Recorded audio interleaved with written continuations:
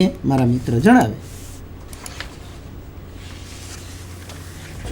ચોક્કસ માધ્યમ આધારિત એટલે આપણે કસોટી લઈએ છીએ, કારણ કે વિદ્યાર્થીઓને જે પણ માપન કરીએ છીએ તો એ માપન કરવા માટે કસોટી એ આપણું હાથવગું સાધન છે. તો આ કસોટી કઈ રીતે લઈએ છીએ, કયા માધ્યમ દ્વારા લઈએ છીએ, તેને આધારે પણ કસોટીઓના 3 પ્રકારો પડી શકે છે. દાખલા તરીકે મૌખિક, લેખિત અને ક્રિયાત્મક કસોટી. તો લેખિત કસોટી એટલે આપણે જ્યારે વિદ્યાર્થીઓની પરીક્ષા કસોટી લઈએ અને પ્રશ્નોના જવાબ વિદ્યાર્થીઓએ લખીને આપવાના હોય ત્યારે તે લેખિત કસોટી બને છે. જ્યારે વિદ્યાર્થીઓએ પ્રશ્નોના જવાબ મૌખિક સ્વરૂપે આપવાના હોય તો તે મૌખિક કસોટી બને છે. અને જ્યારે વિદ્યાર્થીએ પ્રશ્નોના જવાબ કોઈ કાર્ય અથવા ક્રિયા કરીને આપવાના હોય ત્યારે તે ક્રિયાત્મક કસોટી બને છે. આમ આપણે જુદા જુદા 4 પ્રકારના અભિગમોને આધારે કસોટીઓના પ્રકારો જોયા. અને માપનની પ્રક્રિયા જે મુખ્ય 2 બાબતો પર આધારિત રાખે છે કે પહેલી માપનની માપ પદ્ધતિઓ અને માપનનું માધ્યમ. તો એ બંને વસ્તુને આપણે સાંકળીને માપનની વાત અહીંયા આગળ આપણે પૂરી કરીએ છીએ. અને માપનની હવે મૂલ્યાંકનની વાત આપણા સાથી મિત્ર મારા તમને કરશે. મિત્રો, જોયું કે માપન એ એક સાંખ્યિક બાબત છે, હેતુ કેન્દ્રીય પ્રક્રિયા છે, વિશિષ્ટ પ્રક્રિયા છે, માધ્યમ ઉપર આધારિત છે અને માપનની પ્રક્રિયા કઈ રીતે થાય એની આપણે અહીંયા ચર્ચા કરીશું. માપન પછી કરેલું જે કામ છે મૂલ્યાંકન છે. કેમ તો કે આપણે કહ્યું કે મૂલ્યાંકનનું પ્રારંભ બિંદુ માપન છે. હવે જ્યારે પ્રારંભ બિંદુ જાણી લીધું છે ત્યારે એને આધારે શું થાય એ છે મૂલ્યાંકન. પ્રારંભ બિંદુને આધારે નક્કી કરેલી વાત એ મૂલ્યાંકનમાં સ્પષ્ટ થતી હોય છે. મિત્રો, મૂલ્યાંકન એટલે શું? બહુ સરળ શબ્દમાં પૂછવાની વાત છે. આપણે જાણીએ છીએ આપણે બધા જ કોઈને કોઈ બાબતથી મૂલ્યાંકન કરીએ છીએ. એક્સ વ્યક્તિ સારી, વાય વ્યક્તિ નહીં સારી, આ આમ છે, આ નથી, આ આટલો સફળ, આ આટલો નિષ્ફળ. તો આ શું બતાવે છે? એ સફળતાનો આધાર એ આપણે માપનને આધારે નક્કી કર્યો છે અને એ આપણું છે મૂલ્યાંકન. તો મૂલ્યાંકનને જોઈએ તો મૂલ્યાંકન એટલે શું? બહુ સરળ શબ્દમાં કહીએ તો શિક્ષણના હેતુઓ કેટલે અંશે સિદ્ધ થયા છે. આપણે કેમ શિક્ષણની વાત કરીએ છીએ? કારણ કે આજે આપણું વ્યાખ્યાન જ શિક્ષણ ઉપરનું છે. તો શિક્ષણના હેતુ જે છે એ હેતુ કેટલે અંશે સિદ્ધ થાય છે તે નક્કી કરવાની જે પ્રક્રિયા છે એ મૂલ્યાંકન. અને એને આધારે જ આપણે નક્કી કરીએ છીએ કે આ કામગીરી જે કરી એ અધ્યાપનની પ્રક્રિયા કેટલી સફળ ગઈ, કેટલી નિષ્ફળ ગઈ, કેટલી ક્ષતિ રહી અને કેટલો સુધારાનો અવકાશ છે. આમ જોઈએ તો શિક્ષણના હેતુઓના સિદ્ધિના આંક નક્કી કરવા માટેની પ્રક્રિયા એટલે મૂલ્યાંકન. બીજા શબ્દમાં કહીએ તો હું આપની સામે મૂકું છું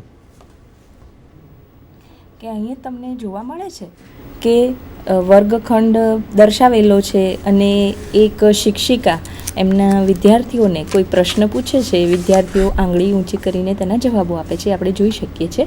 તો એની અંદર એક પ્રકારનું એક મૂલ્યાંકન જ જોવા મળે છે. અને એ મૂલ્યાંકન શિક્ષિકા એમને ભણાવે છે. અધ્યાપન કાર્ય પૂરું થયેલું છે, ઘણા બધા અધ્યયન અનુભવો આપ્યા છે અને ત્યાર પછી એક મૌખિક કસોટી સ્વરૂપે તે મૂલ્યાંકન કરે છે કે વિદ્યાર્થીઓને પ્રશ્ન પૂછીને તેના હેતુઓની સિદ્ધિની ચકાસણી કરે છે. એટલે આ રીતે પણ મૂલ્યાંકન થઈ શકે છે. આપણે એક બીજી વ્યાખ્યા જોઈએ મૂલ્યાંકનની તો મૂલ્યાંકન એ અધ્યતાના માનસિક વિકાસના વિશિષ્ટ પાસાઓ જેવા કે બુદ્ધિ, જ્ઞાન પ્રાપ્તિ, યોગ્યતા સાથે પણ સંબંધ ધરાવે છે. કારણ કે મૂલ્યાંકન એ માત્ર એને કેટલું આવડે છે એટલું જ જાણવાનું નથી, પણ એની બુદ્ધિ કક્ષા કઈ છે, એને જ્ઞાન કેટલું પ્રાપ્ત કર્યું છે, એની યોગ્યતા શું છે, તો એ પણ એની સાથે પણ સંબંધ ધરાવે છે. આપણે બીજી વ્યાખ્યા જોઈએ. કેટ કૈગર કે જે ફ્લોરિડા યુનિવર્સિટીમાં અંગ્રેજી વિષયના વ્યાખ્યાતા છે, પ્રોફેસર છે, એમના મત મુજબ જોઈએ તો હું આપની સામે મૂકું છું. To evaluate is to assess or appraise. Evaluation is the process of examining a subject and rating it based on its important features. We determine how much or how little we value something, arriving at our judgment on the basis of criteria that we can define. એટલે શું કહે છે કે આપણે નક્કી કરેલા criteria અનુસાર જે આપણે એક નિર્ણય આપીએ છીએ, નિર્ણય ઉપર જવા માટે નક્કી કરીએ છીએ કે કોઈ એક મૂલ્ય નક્કી કરીએ છીએ, એ જે બાબત છે એ છે મૂલ્યાંકન. કારણ કે મૂલ્યાંકનની પ્રક્રિયા એ કોઈ પણ બાબતની અગત્યતાને ધ્યાને લઈને જ કરવામાં આવે છે. બીજી હું એક વ્યાખ્યા આપની સમક્ષ મૂકું છું. બિઝનેસ ડિક્શનરીમાં આમ તો આ બિઝનેસ માટે છે, પરંતુ મેં એમાં થોડું મોડિફાય એજ્યુકેશનને ધ્યાને લઈને કરેલું છે. કેમ? તો કે rigorous analysis of a complete or ongoing activities, એટલે પૂરું થયેલું હોય કે ચાલુમાં હોય, that determine or support management or educational accountability, effectiveness and efficiency. મિત્રો, 3 શબ્દ આપણે અહીંયા ચર્ચા કરીએ છીએ. કયા કયા 3 શબ્દ છે? એક છે એજ્યુકેશનલ એકાઉન્ટેબિલિટી,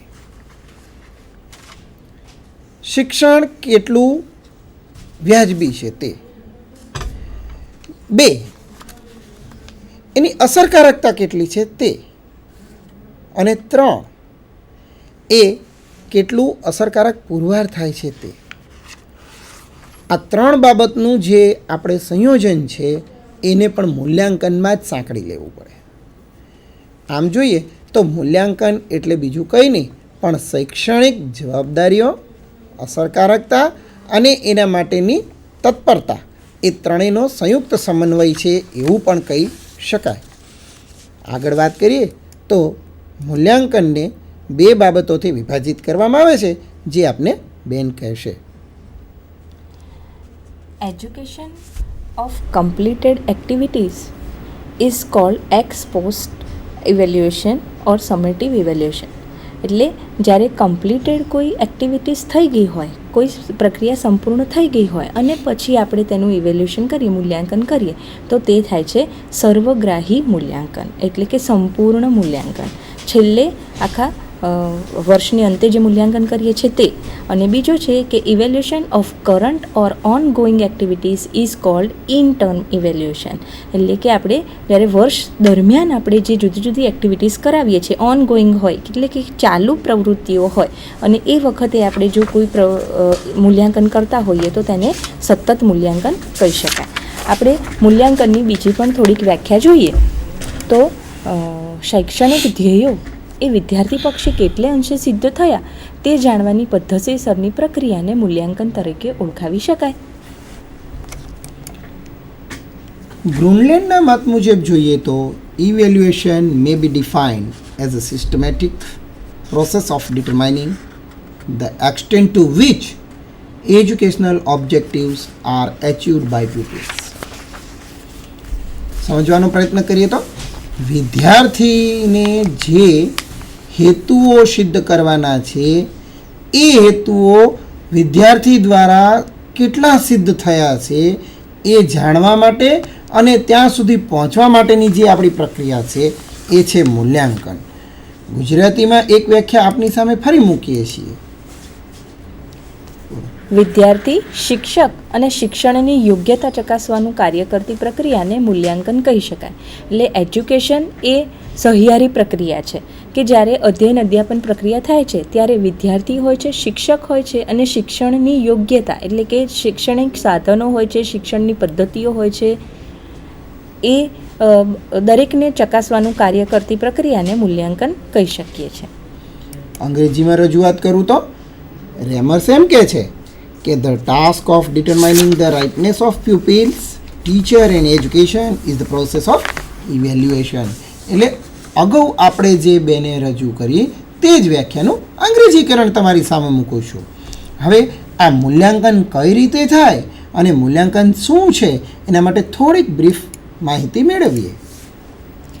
શિકાગો યુનિવર્સિટીના પ્રાધ્યાપક બેન્જામિન એસ બ્લૂમ, જેમણે 1958માં મૂલ્યાંકનની સંકલ્પના આપી અને તેમણે મૂલ્યાંકન ત્રિકોણ દ્વારા મૂલ્યાંકનની સંકલ્પના સમજાવવાનો પ્રયત્ન કર્યો. તેમણે કીધું છે કે શિક્ષણના ત્રિકોણના 3 જે શિરોબિંદુઓ હોય તો એની અંદર પહેલો શિરોબિંદુ છે શિક્ષણના હેતુઓ, બીજો છે મૂલ્યાંકન અને ત્રીજો છે શિક્ષણપ્રદ અનુભવો. તો જ્યારે હેતુ કેન્દ્રી મૂલ્યાંકન આપણે જ્યારે કરીએ છીએ, કોઈ હેતુને કેન્દ્રમાં રાખીને મૂલ્યાંકન કરીએ છીએ, ત્યારે તે હેતુને આધારિત આપણે ચોક્કસ શિક્ષણપ્રદ અનુભવો એટલે અધ્યયન અધ્યાપન પ્રક્રિયા પણ આપણે ચોક્કસ નક્કી કરીએ છીએ. અને આ અધ્યયન અધ્યાપન પ્રક્રિયાની ફળશ્રુતિ કેટલી છે તે જાણવા માટે મૂલ્યાંકન કરીએ છીએ.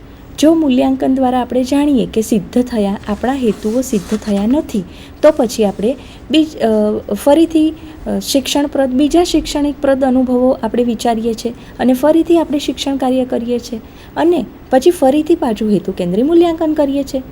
અને જો મૂલ્યાંકન દ્વારા ફરીથી આપણને એવું મળે કે હેતુ આપણા સિદ્ધ થઈ ગયા છે, તો નવા હેતુ તરફ જઈ શકીએ છીએ. એટલે મૂલ્યાંકનની પ્રક્રિયા એ સતત ચાલુ જ રહે છે અને મૂલ્યાંકન ત્રિકોણ દ્વારા એ ત્રણેય એકબીજાની સાથે આંતર સંબંધ ધરાવે છે. બેને રજૂઆત કરી એમ સતત ચાલતી પ્રક્રિયા સાથે શૂર પુરાવું તો કોઠારી શિક્ષણ પંચે મૂલ્યાંકનને વ્યાખ્યાયિત કરતાં એવું કહ્યું, જે હું આપની સામે મૂકું છું કે કોઠારી શિક્ષણ પંચે મૂલ્યાંકનની વ્યાખ્યામાં એવું કહ્યું છે કે મૂલ્યાંકન એ સતત ચાલતી પ્રક્રિયા છે જે સંપૂર્ણ શિક્ષણ પ્રણાલીનું મહત્વપૂર્ણ અંગ છે. શિક્ષણના હેતુઓ સાથે ઘનિષ્ઠ સંબંધ છે. તે માત્ર શૈક્ષણિક સિદ્ધિનું માપન કરવામાં મદદરૂપ થાય છે એમ નહીં, પણ તેમાં સુધારો પણ કરે છે. મિત્રો, એની ચર્ચા કરીએ તો સતત ચાલતી આ પ્રક્રિયામાં શૈક્ષણિક હેતુઓની સાથે આ મૂલ્યાંકનને ઘનિષ્ઠ સંબંધ છે એ ત્રિકોણે સ્પષ્ટ કર્યો. પણ કેટલો ઘનિષ્ઠ સંબંધ છે કે જેમ જેમ હેતુઓ નવા નિશ્ચિત થતા જાય તેમ આપણે નવા શૈક્ષણિક અનુભવો એમને પૂરા પાડવાના હોય છે. ફક્ત ને ફક્ત શૈક્ષણિક સિદ્ધિનું માપન કરવામાં જ એ મદદરૂપ થાય એવું નહીં, પણ એનો સુધારો કરવામાં અને એમાં રેમેડિયલ વર્ક કરવા માટે પણ તે ઉપયોગી બની શકે છે. મિત્રો, આમ જોઈએ તો માપન એટલે શું અને માપનની પ્રક્રિયાની વાત કરી અને અહીં આપણે મૂલ્યાંકન એટલે શું એની ચર્ચા કરી છે. અગાઉ જોયેલા મુદ્દા પ્રમાણે હવે પછીના ક્રમશઃ જે પણ બાબત હશે એ મૂલ્યાંકન વિશે તમને રજૂ કરવામાં આવશે. અત્યારે આપણે અહીં વિરામ લઈએ છીએ.